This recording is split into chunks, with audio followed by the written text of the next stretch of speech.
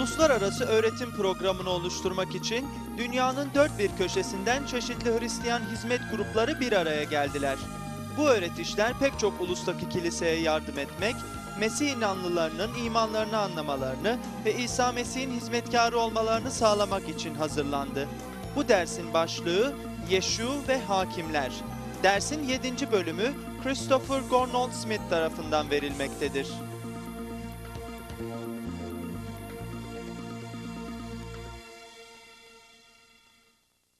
Welcome again to our studies in the Old Testament. I'm glad you're with us. Eski Anlaşma ile ilgili çalışmamızda bizimle birlikte olduğunuz için memnunum. Now we're in the book of Joshua, Bugün Yeşu kitabındayız. and we're going to pick up this lesson where we finished last time. Ve bugünkü dersimize geçen dersimizde kaldığımız yerden devam edeceğiz. We're going to look at the land. Vaat edilen topraklara bakacağız. This is the Middle East. Burası Orta Doğu, Here is the desert. burası çöl, Here is the Mediterranean Sea. burası Akdeniz. Between the power of Egypt in North Africa Kuzey Afrika'daki güçlü Mısır ülkesiyle and the other great powers which existed here, bu bölgede var olan diğer güçlü ülkeler there arasında was a narrow strip of land where armies could march. orduların ilerleyebileceği dar bir bölge vardı. This was the promised land. İşte bu vaat edilen Now topraklardı. we're going to look at that in greater detail. Buna daha detaylı olarak bakacağız bugün. I want you to look at the little map we've drawn for you. Sizin için çizdiğimiz bu haritaya bakmanızı istiyorum. First, on the left, you will see the Mediterranean Sea. İlk olarak sol tarafta Akdeniz'i göreceksiniz. Alongside that, we have the coastal plain, which is a flat area. Akdeniz boyunca bir düzlük olan sahil bölgesini görüyorsunuz. Then there are some foothills, small hills. Ardından küçük tepeler görülüyor. These we call the Shephelah. Bunlara şefala And diyoruz. then we come to the main mountains in the center of the country. Ve ülkenin ortasında ana dağ bloklarını görüyoruz. Beyond that, we go down again into the Jordan Valley. Bu dağların ötesi Erden Vadisi'dir. That is actually below the level of the Mediterranean. Bu bölge Akdeniz'den daha düşük seviyededir. Let's go to the north of that area. You see the Sea of Galilee? Bu bölgenin kuzeyinde Celile Gölü'nü The River görüyorsunuz. Jordan flows out of Galilee Erden Nehri Celile Gölü'nden çıkar and flows into the Dead Sea. ve Ölü Deniz'e akar. There is no outlet from the Dead Sea, the water evaporates. Ölü Deniz'in açıldığı bir yer olmadığı için su But to the buharlaşır. south of the Dead Sea, there is a valley that continues called the Wadi Araba. Ölü Deniz'in güneyinde Araba olarak adlandırılan bir vadi vardır. The Araba Valley. Araba Vadisi. Further to the east, Doğuya doğru gidildiğinde there is the Transjordanian Plateau. Erden ötesi platosu vardır. So those are the four regions of the land of Canaan. İşte bunlar Kenan topraklarının 4 bölgesini oluşturur. So, when they came into the land, İsrail halkı topraklara they came in from the east, doğudan ilerleyerek ulaştı. across that plateau, down into the Jordan Valley, Platoyu geçtiler, Erden Vadisi'ne indiler, across the river, nehri geçtiler and up into the hills. ve tepelere çıktılar. Now, what I want you to see is the same thing in cross section. Aynı şeyi kesit resimde görmenizi istiyorum. Look at this diagram. Bu diyagrama bakın. On the left, you see the Mediterranean Sea. Solda Akdeniz'i görüyorsunuz. And the level of the Mediterranean Sea is like a dotted line going across the picture. Ve Akdeniz'in seviyesi resim boyunca noktalı çizgilerle On gösterilmekte. the left, you see we have the coastal plain, the flat area. Sol tarafta sahil bölgesindeki düzlük alanı görüyorsunuz. Then it goes up through the foothills, the Shephelah, Ardından tepeleri, Şefilay'ı, up into the mountains. dağları görüyorsunuz. Jerusalem's there at the top, Yeruşalem en tepede, down into the Jordan Valley, Erden Vadisi'ne iniş and you can see the Dead Sea is far below sea level. ve Ölü Deniz'in deniz seviyesinden çok aşağıda olduğunu görüyorsunuz burada.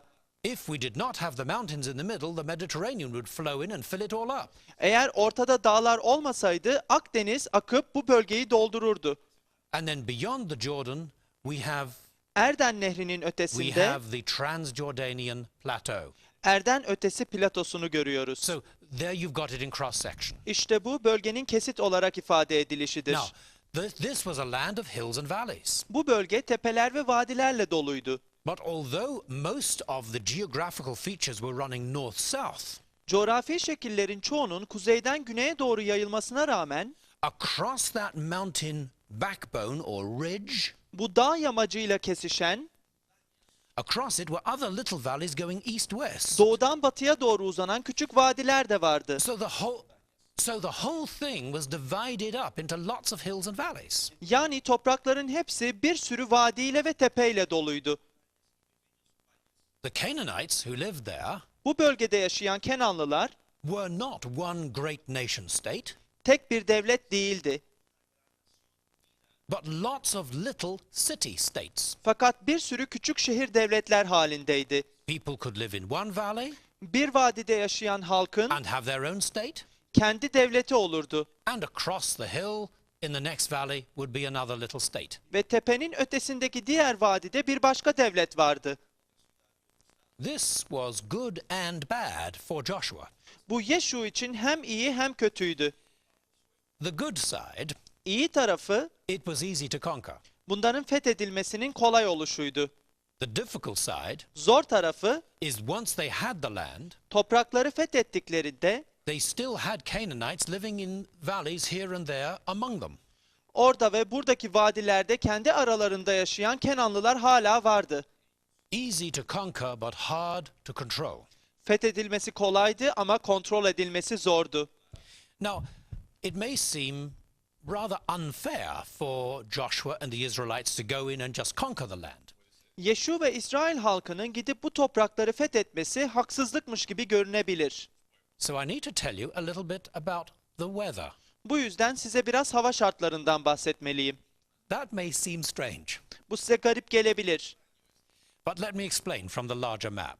Fakat size bunu daha büyük bir haritada göstereyim. Egypt to the south Güneydeki Mısır has very little rainfall. çok az yağmur alırdı. It depends on the River Nile. Mısır Nil Nehri'ne bağlıydı. Over here in Mesopotamia, Mezopotamya bölgesinde they depend on the rivers Euphrates and Tigris. halk Fırat ve Dicle nehirlerine bağlıydı. But in the Holy Land here, Fakat kutsal topraklarda they are burada dependent on rainfall. halk yağan yağmura bağlıdır. The rain falls during the winter, Yağmur kış ayları boyunca yağar. and if the rain does not come, Ve eğer yağmur yağmazsa there is famine, kıtlık olur. especially in ancient times Özellikle eski dönemlerde when they did not have modern technology to help them. kendilerine yardım edecek modern teknolojinin olmadığı zamanlarda. For the Israelites, what did this mean? İsrailliler için bunun anlamı neydi? One of the blessings of the covenant Anlaşmanın bereketlerinden biri, is that God said in Deuteronomy, Tanrı'nın tesniyede söylediği bereketlerden I biri, will send the rain on your land in its season. topraklarınıza mevsiminde yağmuru göndereceğim. One of the curses in the covenant, Anlaşmadaki lanetlerden biri, if you disobey and take other gods and worship other gods, eğer itaatsizlik edip diğer tanrılara tapınırsanız, then I will not give the rain. yağmuru göndermeyeceğim. You can see how serious that would be. Bunun ne kadar ciddi sonuçlar doğuracağını Now, the görüyorsunuz. Israelites knew that they depended on the living God. İsrail halkı diri Tanrı'ya dayanmaları gerektiğini biliyordu. But the Canaanites did not know about the living God. Fakat Kenanlılar diri Tanrı hakkında bir şey bilmiyordu. They worshipped many gods. Pek çok Tanrı'ya tapınıyorlardı. And one God they thought might control the weather. Ve bu tanrılardan birinin havayı kontrol ettiğini düşünüyorlardı. They called him Master or Lord Baal. Onu Efendi Baal olarak anıyorlardı. And he was the weather god, the storm god. Ve işte bu hava tanrısıydı, fırtına tanrısıydı. They also believed in goddesses, female gods. Ayrıca tanrıçalara da inanıyorlardı. And we read about some of their religion in the book of Leviticus, Ve Levililer kitabında onların dinleriyle ilgili bazı şeyler okuyoruz. and much of it has been confirmed through archaeology. Ve bunların pek çoğu arkeolojiyle de kanıtlanmıştır. They believed in gods of fertility. Bereket tanrılarına inanıyorlardı. Their pagan religion plunged them into the occult. Dinleri onları büyücülüğe yönlendiriyordu. Into spiritism, Ruhçuluğa, into witchcraft, sihirbazlığa, fortune telling, falcılığa, male cult prostitution, erkeklerin fahişelik yapmasına and female cult prostitution, ve kadınların fahişelik yapmasına. and even men and women mating with animals. Hatta kadınlar ve erkekler hayvanlarla ilişki kuruyordu. And this was part of their religion. Bu onların dinlerinin bir parçasıydı. Not only idolatry, Sadece putperestlik değildi. but they offered their own baby boys as burnt offerings, Fakat kendi erkek bebeklerini yakılan kurbanlar olarak sunuyorlardı. sacrifices to Baal, to Baal. Baal'a kurbanlardı bunlar. In their religion, they offered their children through the fire to demons. Dinlerine göre çocuklarını ateşten geçirerek onları cinlere sunuyorlardı. In their relationships, incest, close marriage between brothers and sisters, and that kind of thing was regarded as normal. Aile içi evlilikler, hatta kardeşlerin birbiriyle evlenmesi normal olarak kabul ediliyordu. Homosexuality was also accepted practice. Eşcinsellik de kabul gören bir uygulamaydı. Now, at the time of Abraham, İbrahim'in zamanında God said, I'm giving you this land, Tanrı sana bu toprakları veriyorum dedi. but I'm not going to take it away from the people who are in it now. Ama şu anda bu topraklarda oturan kişileri oradan uzaklaştırmayacağım dedi. They have rights, Onların hakları var. but by the time of Joshua, Fakat Yeşu'nun zamanına gelindiğinde God said that the Canaanites had become so evil that they had to give up their land. Tanrı Kenanlıların kötülüklerinin doruğa ulaştığını ve topraklardan vazgeçmeleri gerektiğini söyledi. God used very strong language. Tanrı çok sert bir dil kullandı. In Leviticus 18, verse 25, Levililer 18. bölüm 25. ayet. For the land is defiled, therefore I visit the punishment of its iniquity upon it, and the land vomits out its inhabitants. Memleket murdardır. Bunun için onun üzerinde kendi fesadını arıyorum ve memleket kendi halkını kusuyor.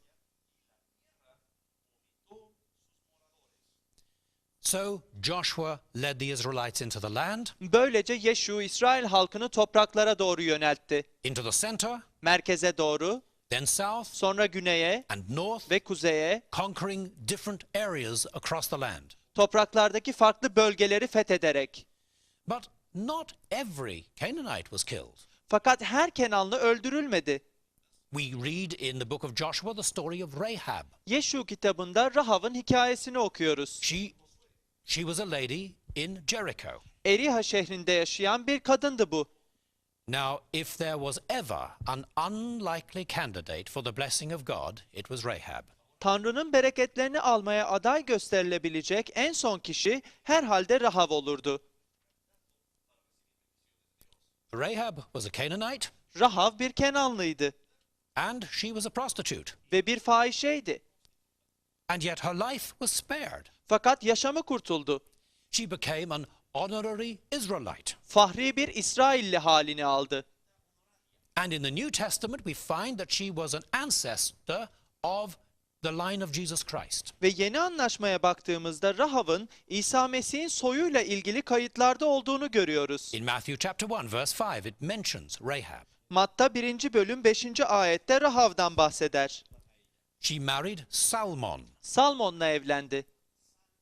the tribal leader of Judah. Salmon Yahuda oymağının lideriydi. Her son was a man called Boaz. Rahav'ın oğlu Boaz'dı. He married Ruth. Boaz Rut'la evlendi. And her great-grandson was King David. Ve onun torununun torunu Kral Davut'tu.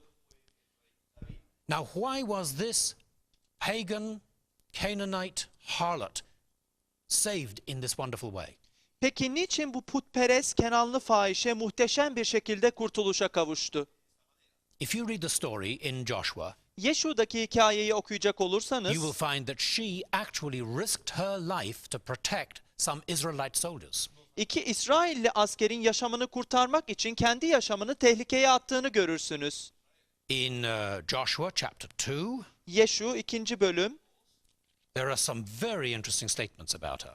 onunla ilgili çok ilginç açıklamalar vardır. First of all, İlk in olarak verse 9, 9. ayette, she said, I know that the Lord has given you the land, that the terror of you has fallen on us, and that all the inhabitants of the land are faint-hearted because of you. Rahav onlara dedi, biliyorum ki Rab diyarı size vermiştir ve dehşetiniz üzerimize düşmüştür ve sizin önünüzde memleketin bütün ahalisi eriyor. She knew about God. Tanrı hakkında biliyordu. She said, I know the Lord has given you this land. Biliyorum ki Rab diyarı size vermiştir dedi. In verse 10, 10. ayet, she said, we have heard how the Lord dried up the water of the Red Sea for you when you came out of Egypt. şöyle dedi, çünkü Mısır'dan çıktığınız zaman Rab önünüzden Kızıldeniz sularını nasıl kuruttu? At the end of verse 11, Ve 11. ayetin sonunda, she said, the Lord your God, he is God in heaven above and on earth beneath. çünkü Allah'ınız Rab yukarıda göklerde ve aşağıda yer üzerinde Allah odur dedi. That's a Canaanite speaking. Bir Kenanlı konuşuyor burada. She was a person of extraordinary insight. Rahav'ın çok derin bir anlayışı vardı. She knew what had happened in history. Tarihte neler olup bittiğini biliyordu. When the Israelites had crossed the Red Sea, İsrailliler Kızıldeniz'den geçtiğinde, it was before she was born probably. herhalde kendisinin doğumundan önce olmuştu bu. It was in another Ve land, başka bir topraktaydı. but she knew it was true. Fakat bunun doğru olduğunu biliyordu. And that this God who had brought the Israelites out of Ve Egypt İsrail halkını Mısır'dan çıkaran bu Tanrı, was going to change her world. Rahav'ın dünyasını değiştirecekti. She knew that Jericho would fall. Eriha'nın düşeceğini biliyordu. Canaan was under judgment. Kenan yargı altındaydı. The Israelites were going to take it. İsrail halkı ele geçirecekti burayı. And so she said, I choose Ve böylece dedi ki, to make my identity kimliğimi with the people of Tanrı'nın God halkıyla oluşturmayı seçiyorum. and not with the people I have come Benim from. geldiğim halkla birlikte değil. Now, you may think that that was a rather not a good thing to do. Bunun belki çok iyi bir karar olmadığını düşünebilirsiniz.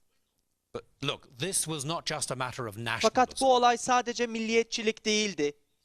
This was not just Israel versus Bu Canaan. sadece İsrail ile Kenan'ın karşı karşıya gelişi değildi. This was not just the accident of birth that she happened to be a Kenanlı Canaanite. olarak doğuşu sadece bir rastlantı değildi. She saw something bigger than her nation. Ulusundan daha büyük bir şey gördü. Something bigger than Canaan. Kenan'dan daha büyük olan bir şey. She saw Tanrı'yı God. gördü. She said, the Lord your God is God in heaven above and earth Dedi beneath. ki Allah'ınız Rab yukarıda göklerde ve aşağıda yer üzerinde Allah'tır. The power of God transcended both Israel and Canaan. Tanrı'nın gücü İsrail'i ve Kenan'ı aştı. God is the Lord, Yahweh, Tanrı Jehovah. Rab'dir, Yahweh, Yahova. And that's the word she Ve işte used. Rahav'ın kullandığı sözcük budur. She must be on the side of Rahav God. Tanrı'nın tarafında yer almaktaydı. She understood the purposes of Tanrı'nın God. amaçlarını anladı. It was not just a matter of one little nation against another little Bu nation. olay sadece küçük bir ulusun bir diğer küçük ulusa karşı gelişi değildi.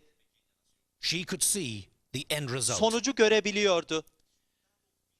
And because Ve of bu this, yüzden she took an extraordinary çok risk. büyük bir risk altına girdi. She did not just think, oh, I can save my skin. Kendi canımı kurtarırım diye düşünmedi. She risked her own life for the people of God. Tanrı'nın halkı için kendi yaşamını tehlikeye attı. She put herself in a very difficult Kendisini position. zor bir konuma soktu. And in the New Testament Ve we Yeni read Anlaşma'da okuyoruz ki in Hebrews 11:31. İbraniler 11:31.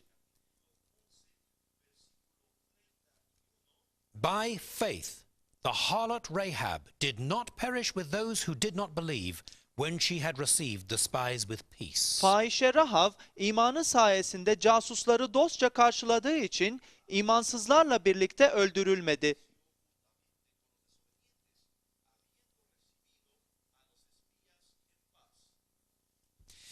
There is something else we learn about Rahab. Rahav'la ilgili öğrendiğimiz bir başka şey daha var. She was told that she would be saved a particular way. Rahav'a belli bir şeyi yaparsa kurtulacağı söylendi. When the Israelites would come against the city, İsrail halkı şehre ulaştığında and there would be an earthquake, bir deprem olacaktı. she would hang a cord, a red cord, scarlet cord from her window. Kırmızı bir ipliği pencereye bağlayacaktı. And in the war, that house would not be destroyed. Ve savaş esnasında bu ev yıkılmayacaktı. Not only she, but everyone in that house would be saved. Sadece kendisi değil, evinde olan herkes kurtulacaktı. Do you see a parallel somewhere? Bunun neye benzediğini görebiliyor musunuz? Isn't that similar to what the Israelites did at the Passover? İsrail halkının fısıhta yaptığı şeye benzemiyor mu bu? They had to put the blood on their houses and stay in the house. Evlerinin kapısı üzerine kanı sürüp evin içinde beklediler. And they trusted God to save them. Ve kendilerini kurtarması için Tanrı'ya güvendiler. Rahab was not an Israelite, Rahav İsrailli değildi. but she and all the other Canaanites in her house Fakat kendisi ve evindeki tüm diğer put Kenanlılar out the scarlet cord like the blood. kan gibi olan kırmızı ipliği bağladılar. And then they were taken in to the people of God. Ve Tanrı'nın halkı arasına alındılar. Jesus Christ came to the Jewish people. İsa Mesih Yahudilere geldi. The gospel is to the Jew first. Müjde öncelikle Yahudiler içindir. All the 12 apostles were Jewish, 12 elçinin hepsi Yahudiydi. descended from Abraham. İbrahim'in soyundandı. So was Paul, the apostle. Elçi Pavlus da öyleydi. We are Gentiles. Bizlerse Yahudi değiliz. We were not in the Passover, Fısıhta değildik. but we identify with what God did. Fakat Tanrı'nın yaptığıyla kendimizi özdeşleştirdik. And now God has a new people, Şimdi ise Tanrı'nın yeni bir halkı var. both Jews and Gentiles, who have put faith in Christ. Ki bu halk Mesih'e iman eden hem Yahudi hem de diğer uluslardan olan halktır. Now, what do we learn from all this? Bütün bunlardan öğrendiğimiz nedir? First, the fact that Rahab was a harlot and a pagan Canaanite did not stop her from turning to God. İlk olarak Rahav'ın Kenanlı putperest bir fahişe olması Tanrı'ya dönmesine engel olmadı. She lived in a city which was already under the judgment of God. Tanrı'nın yargısı altında olan bir şehirde yaşamaktaydı. Yet she and her family were saved. Fakat kendisi ve ailesi kurtuluşa kavuştu. Do not let your environment, Çevrenizin, your traditional loyalties, geleneklere olan bağlılığınızın or the pressures from those around you, ya da çevrenizdeki insanlardan gelen baskının do not allow these to stop you from coming to God. Tanrı'ya dönmenize engel olmasına izin vermeyin. A second thing we see in Rahab is this. Rahav'da gördüğümüz ikinci şey şudur. There was a direct link between her knowledge and faith. Rahav'ın bilgisiyle imanı arasında doğrudan bir ilişki vardı. Between faith and commitment. İman ve adanmışlık arasında And between commitment and action. ve adanmışlıkla harekete geçiş arasında. You know the truth and power of God. Tanrı'nın gücünü ve gerçeğini biliyorsunuz. You know the certainty of death and eternity. Ölüm ve sonsuzluğun gerçek olduğunu biliyorsunuz. You know the need to serve Jesus Christ. İsa Mesih'e hizmet etmenin gerekliliğini biliyorsunuz. Do so. O zaman yapın. We also see she had a strong understanding of the sovereignty of God. Ayrıca Rahav'ın Tanrı'nın üstünlüğüyle ilgili derin bir anlayışı olduğunu da görüyoruz. The center of things was not Jericho, Her şeyin merkezi Eriha değildi. not Canaan. Kenan değildi. Man is not the center of the universe. İnsan evrenin merkezi değildir.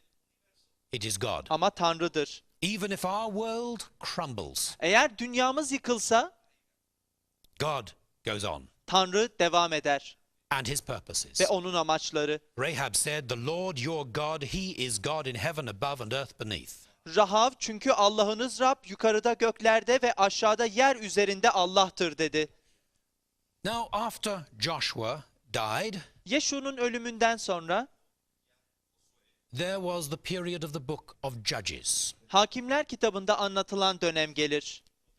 The book of Judges begins with the words, "Now after the death of Joshua." Hakimler kitabı Yeşu'nun ölümünden sonra diye başlar. What happened then? Bakalım ne oldu? There was no one great leader like Moses or Joshua. Musa ya da Yeşu gibi tek bir büyük lider yoktu. And there was no one king. Ve tek bir kral da yoktu. Everybody did what he thought was best. Herkes en iyi olduğunu düşündüğü şeyi yaptı. It says in Judges 17 verse 6, Hakimler 17:6'da şöyle der. and it says exactly the same in chapter 21 verse 25, Aynı şeyi 21. bölüm 25. ayette de söyler. which is the last verse in the book. Ki bu kitabın son ayetidir. It says this, Şöyle der. "In those days there was no king in Israel. Everyone did what was right in his own eyes." O günlerde İsrail'de kral yoktu. Herkes gözünde doğru olanı yapardı. And what we find is a kind of cycle going on. Burada gördüğümüz şey bir çeşit tekrardan ibarettir. The people backslid from God. Halk Tanrı'dan uzaklaştı. They were influenced by the Canaanites in the next valley. Komşu vadide yaşayan Kenanlılardan etkilendiler. They even started to worship Baal Hatta Baal'a bile tapınmaya başladılar. and other Canaanite gods and goddesses. Ve Kenanlıların diğer tanrı ve tanrıçalarına da Now think about the tapındılar. covenant. Anlaşmayı düşünün. What happens? Ne olur? Judgment. Yargı gelir. They'd promised they had entered the covenant willingly. Anlaşmaya kendi istekleriyle girdiler, bir söz verdiler. God removes his hand of blessing and protection. Tanrı bereket ve koruma elini onlardan uzaklaştırdı. Other people come and oppress the Israelites. Diğer halklar gelip İsraillilere zulüm ettiler. Then they cry to God, "Help us." Ondan sonra Tanrı'ya yardım et diye yalvardılar. God raises up a judge. Tanrı bir hakim ortaya çıkarttı. Now, who were the judges? Hakimler kimlerdi? The Hebrew word is shofetim. Hakimlerin İbranice karşılığı şofetimdir. Now, the shofet was a leader. Şofet bir lider, bir önderdir. He was a deliverer. Bir kurtarıcıdır. He would judge also, as we think of a judge. Ve bizim anladığımız anlamda hakimlik de yapar. But most of all, they were simply leaders of the people and deliverers. Fakat öncelikle halkın lideri ve kurtarıcısıdırlar. And then God would save the people. Ve Tanrı halkı kurtarır. There would be a time of peace and blessing. Esenlik ve bereket dolu bir dönem And geçirirler. then they started to backslide again. Ardından tekrar Tanrı'dan uzaklaşmaya başlarlar. And we go through the same cycle. Ve aynı şey tekrarlanır. And that is the sad story of the book of Judges. Bu Hakimler kitabının üzücü yanıdır. But you see, the understanding of covenant is central to that. Fakat görüyorsunuz, anlaşmayı kavramak burada olup bitenleri anlamamıza temel oluşturur. But even in the middle of this, there's a very wonderful and beautiful story. Fakat bütün bunların ortasında bile çok güzel bir hikaye vardır. It's the story of Ruth in the book of Ruth. Rut kitabındaki Rut'un hikayesidir bu. It's so simple, Çok basittir, so beautiful, çok güzeldir but so powerful. ve çok güçlüdür. Be sure you can read it. Bunu kesinlikle okuyun. There are three keys to the character of Ruth. Rut'un kişiliğine ait 3 anahtar vardır. First, the matter of identity. İlk olarak kimlik konusu gelir. Then, the matter of loyalty. Ardından sadakat And finally, that of faith. ve son olarak iman. Now, we've already talked about identity. Daha önceki derslerimizde kimlik hakkında konuştuk. That in the Bible, people saw their identity was in community. Kutsal kitap zamanında kişilerin kimliklerini toplulukta bulduğunu söyledik. People did not assert their identity by saying, why I'm different from everybody else. Kişiler diğer kişilerden ne kadar farklı olduklarını söyleyerek kimliklerini Their oluşturmadılar. identity was in who they belonged to. Kimlikleri kime ait olduklarına bağlıydı. And Ruth was not an Israelite. Ve Rut bir İsrailli değildi. She came from Moab. The Moabites were on the other side of the Jordan. Erden Nehri'nin diğer tarafında olan Moav'dan geliyordu. Her husband died. Rut'un kocası öldü. Her mother-in-law was an Israelite. Kayınvalidesi bir İsrailliydi. And this mother-in-law, Naomi, was going to go back to Israel, back to Judah. Ve kayınvalidesi Naomi, İsrail'e, Yahudiye'ye geri dönecekti. They were both widows, Her ikisi de duldu. mother-in-law and daughter-in-law. Kayınvalide ve gelin. Ruth said, I want to come with you. Rut, ben de seninle gelmek istiyorum dedi. Her mother-in-law said, that's not necessary. Kayınvalidesi ise buna hiç gerek yok dedi. There's no future for me. Benim için gelecek yok. And you know, if you come with me, you're a foreigner. Hem biliyorsun benimle gelecek olursan bir yabancı konumunda olacaksın. So nobody will want to marry you. Hiç kimse seninle evlenmek istemeyecek. You stay with your own people. Sen kendi halkınla kal. You'll find a good husband. İyi bir koca bulacaksın. And Ruth turned around Ve Rut döndü and she said, my identity is with your people. ve benim kimliğim senin halkınla dedi. It's one of the most beautiful poems in the Bible. Kutsal kitaptaki en güzel şiirlerden biridir bu. Ruth chapter 1 verse 16. Rut 1. bölüm 16. ayet. Ruth said, entreat me not to leave you, or to turn back from following after you. For wherever you go, I will go, and wherever you lodge, I will lodge. Your people shall be my people, and your God my God. Ve Rut dedi, seni bırakıp da ardından döneyim diye beni zorlama. Çünkü sen nereye gidersen oraya gideceğim ve nerede kalırsan orada kalacağım. Senin kavmin benim kavmim ve senin Allah'ın benim Allah'ım olacak. Where you die, I will die, and there I will be buried.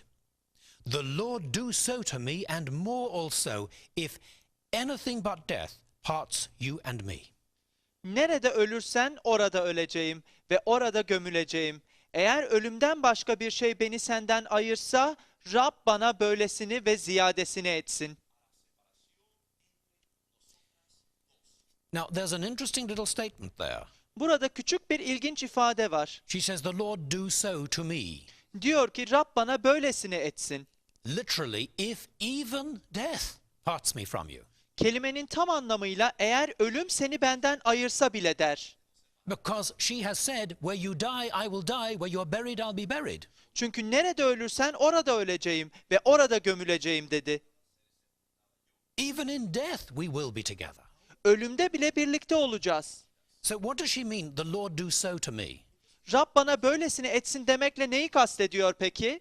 There's nothing to indicate what. Neye işaret ettiğini tam olarak But you bilmiyoruz. may remember, those were the words used in the covenant with the self-imprecatory oath. Fakat Rut'un bu sözlerinin kendi kendine edilen yeminle sağlanan anlaşmada kullanıldığını hatırlayabilirsiniz.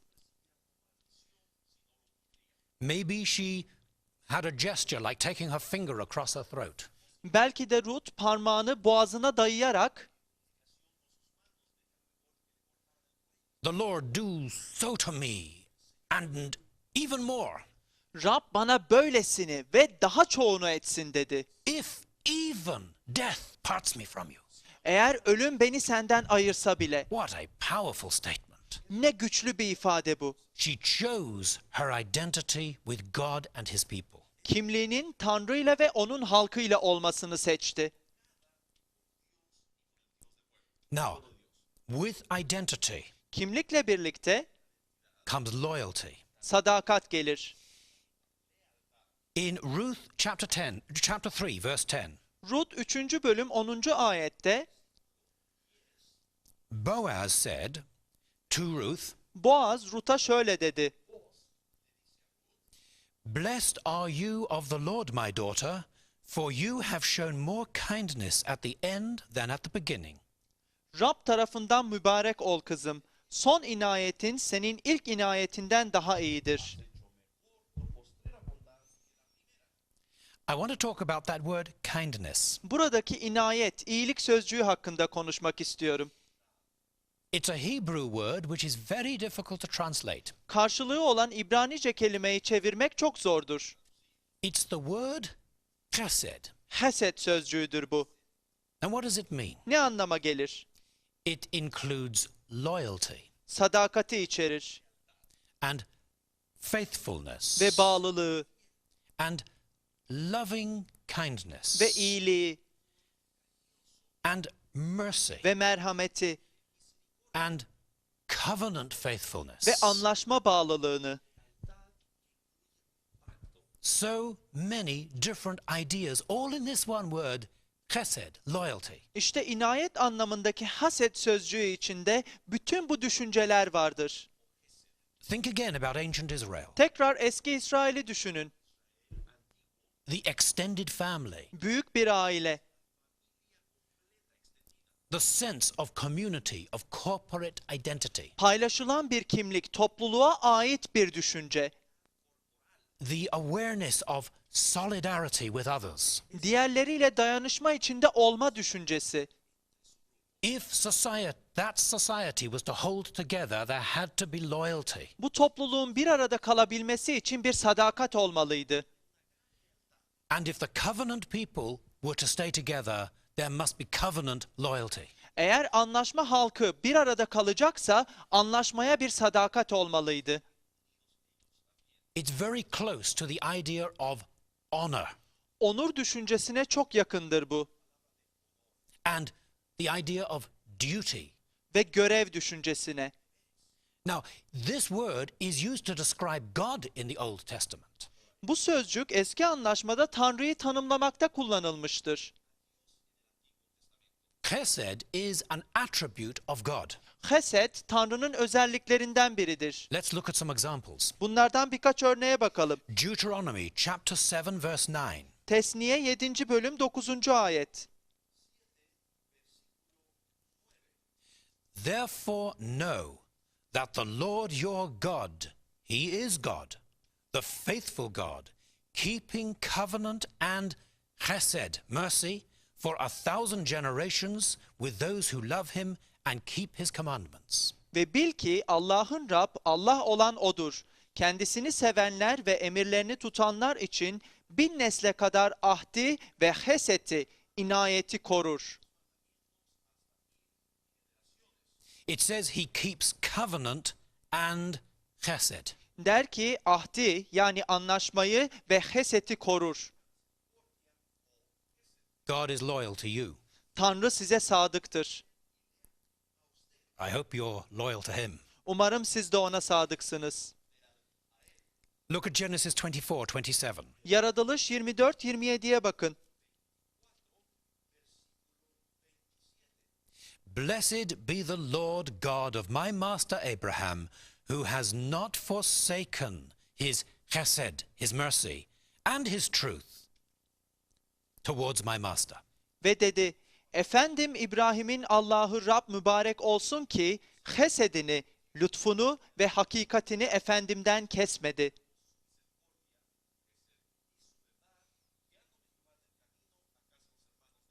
There are two ideas there about God. Burada Tanrı ile ilgili iki düşünce var. He does not leave his chesed, Tanrı hesedini bırakmaz. and his truth, which has the idea of firmness, steadiness. Ve onun değişiklik göstermediğini ifade eden gerçeğini bırakmaz. In Exodus 15, Çıkış 15. bölüm, verse 13, 13. ayet. it's speaking to God. Tanrı'ya konuşmakta. You in your mercy, chesed, have led forth the people whom you have redeemed.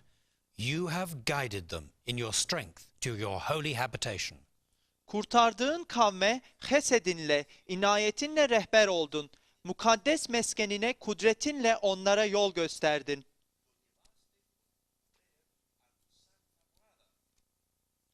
And then in Exodus 34, verse 6, Ardından Çıkış 34. bölüm 6. ayet. the Lord God, merciful and gracious, long-suffering and abounding in chesed and truth.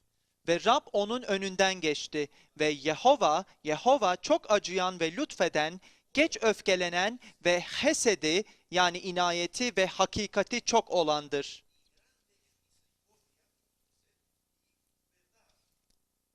In Psalm 136, Mezmur 136. the whole psalm is about the chesed, the loyalty of God. Bu mezmurun tamamı Tanrı'nın hesedi, sadakati hakkındadır. Oh, give thanks to the Lord, for he is good, for his chesed endures forever. Şükredin Rabbe çünkü o iyidir, hesedi sonsuzdur. And if you go through that whole psalm, Ve bu mezmurun tamamına bakacak olursanız, it's like an antiphony, a response between people. İnsanlar arasında karşılıklı atışma gibi olduğunu görürsünüz. One person would say, oh, give thanks to the Lord, for he is good. Birisi şükredin Rabbe çünkü o iyidir der And everybody responds, ve herkes karşılık verir. for his mercy endures forever. Sevgisi sonsuzdur. And then the leader says, Ve lider der ki, oh, give thanks to the God of gods. şükredin Tanrılar And Tanrısına. everyone says, for his mercy endures forever. Ve herkes birlikte sevgisi sonsuzdur der. Oh, give thanks to the Lord of lords, Şükredin Rabler Rabbine. for his mercy endures forever. Sevgisi sonsuzdur. To him who alone does great wonders, Büyük harikalar yapan tek varlığa, for his chesed endures forever. hesedi sonsuzdur. To him who by wisdom made the heavens, Gökleri bilgece yaratana, for his chesed endures forever. hesedi sonsuzdur. And it goes on and on and on. Ve böyle devam eder. It's wonderful. Harika bir şey bu. The faithfulness, the loyalty of God. Tanrı'nın sadakati, bağlılığı. You'll find the same thing in Psalm 107. Aynı şeyi Mezmur 107'de de görürsünüz. The whole psalm is about the chesed of God. Mezmurun tamamı Tanrı'nın hesetiyle ilgilidir. In verses 1 through 9, 1'den 9'a kadar olan ayetlerde it is the loyalty, the kindness of God Tanrı'nın sadakatinin ve iyiliğinin to the oppressed, ezilenlere, to the refugee, sığınacak bir yer arayanlara and to the hungry. ve aç olanlara yönelik olduğu söylenir. In verses 10 through 16, 10'dan 16'ya kadar olan ayetler it is the chesed, the kindness of God Tanrı'nın heseti, iyiliği to those whose own sins have brought them into hard circumstances. kendi günahları yüzünden zor duruma düşenlere yöneliktir der. In verses 17 through 22, 17'den 22'ye kadar olan ayetlerde it is the chesed of God Tanrı'nın hasedinin to those whose sins have brought them into difficult emotional circumstances. kendi günahları yüzünden karmaşık duygulara gark olanlara yönelik olduğu söylenir. In verses 23 through 32, 23'ten 32'ye kadar olan ayetler it is the chesed of God Tanrı'nın hesedinin to those without help in dangerous circumstances. tehlikeli durumlarda yardıma muhtaç olanlara yönelik olduğunu söyler. And verses 33 through 43, Ve 33'ten 43'e kadar olan ayetler it is the chesed of God Tanrı'nın hesedinin in all the ups and downs of life. Yaşamdaki her türlü şeye yönelik olduğunu söyler. So that's another great psalm. Çok güzel bir mezmurdur bu. This is a key concept in the Old Testament. Eski anlaşmadaki anahtar kavramdır bu. The concept first of identity in the group, Bu kavram öncelikle grup içindeki kimliği içerir. not the assertion of our independence. Kimlik kendi bağımsızlığımızdan kaynaklanmaz. Then the covenant relationship, Ardından anlaşma ilişkisi gelir which ties us to God and God to us. ki bu ilişki bizi Tanrı'ya, Tanrı'yı bize bağlar. And then chesed, this loyalty and faithfulness to the covenant relationship. Ve ardından haset, anlaşma ilişkisine olan sadakat gelir. And in the book of Ruth, Rut kitabında we see this in the relationship between Ruth and Naomi. bunu Rut'un Naomi ile olan ilişkisinde görüyoruz. It's an attribute of God, but God looks for it in us too. Tanrı'nın bir özelliğidir bu. Fakat Tanrı bu özelliği bizde de arar. You find it mentioned about Ruth Rut'la ilgili olarak bunu in chapter 1, 1. bölümde, the part we read a little earlier. biraz önce okuduğumuz bölümde bulursunuz. Ruth says, I won't leave you. I'm going to stay with you. Rut der ki ayrılmayacağım, seninle birlikte kalacağım. I'm even going to be buried where you're buried. Senin gömüldüğün yere gömüleceğim ben de. I will take any risk Her türlü riski alacağım. in order to be loyal. Sadık olmak için. That was characteristic of Ruth. İşte bu Rut'un bir özelliğiydi. Well, God honored this lady in a wonderful way. Tanrı bu kadını çok özel bir şekilde onurlandırdı. She was not of the tribe of Judah. Yahuda oymağından değildi. She was not of any of the tribes of Israel. İsrail'in hiçbir oymağından değildi. She was an outsider. İsrail'in dışındandı.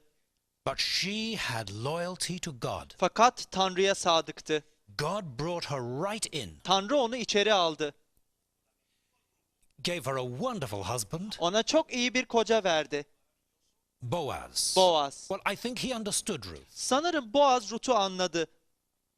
because we have just heard that he was the son of Rahab and she was an outsider. Çünkü az önce bahsettiğimiz gibi Boaz, İsrailli olmayan Rahav'ın oğluydu. And Ruth and Boaz had a son, Rut ve Boaz'ın bir oğlu oldu. and from that line came King David Ve bu soydan Kral Davut geldi. and Solomon Ve Süleyman and the kings of Judah. ve Yahudiye'nin kralları. And then ultimately in the New Testament that comes down to Jesus Christ. Ve en sonunda yeni anlaşmada bu İsa Mesih'e kadar ulaşır. Now this period under the book of in Judges, Hakimler kitabında söz edilen bu dönemde while some nice things were going on with Ruth, Rut'un başından bazı iyi şeyler geçerken was also a period of danger tehlikeli bir dönem de vardı. because a new people had arrived in the land. Çünkü topraklara yeni bir grup halk gelmişti. Some of them had already been there from the time of Abraham, Bazıları İbrahim'in döneminden beri oradaydı. but now they arrived in great numbers. Fakat şimdi sayıları çok artmıştı. Who were these people? Kimdi bunlar? The Philistines. Filistinliler. Where did they come from? Nereden geldiler? They came from the Aegean Sea area over here. Buradaki Ege bölgesi civarından geldiler. They crossed the Mediterranean. Akdeniz'i geçtiler.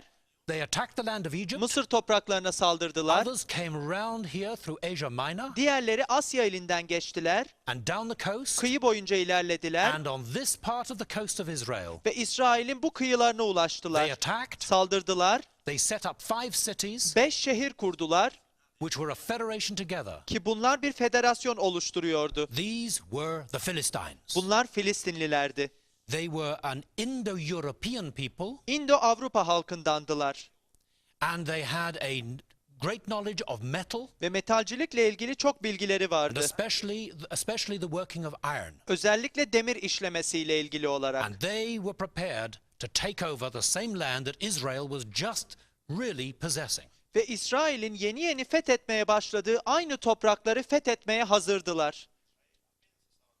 In that difficult situation, Bu zor durumda God raised up first some judges to deal with them. Tanrı ilk olarak onlarla başa çıkmak için hakimler gönderdi. One was Samson, Bunlardan biri Şimşon'du. He was a foolish man who disobeyed God many times. Tanrı'ya defalarca itaatsizlik eden akılsız bir adamdı. But it was a desperate situation and God still used him. Fakat bu ümitsiz durum içinde Tanrı onu kullandı. And then God raised up the prophet Samuel. Ardından Tanrı peygamber Samuel'i gönderdi. And then came the kings. Ve ondan sonra krallar geldi. And that's the subject of our next lesson together. İşte gelecek dersimizin konusu bu olacak. So God bless us and God bless you and join us then. Tanrı sizi bereketlesin. Bir dahaki dersimizde görüşmek üzere.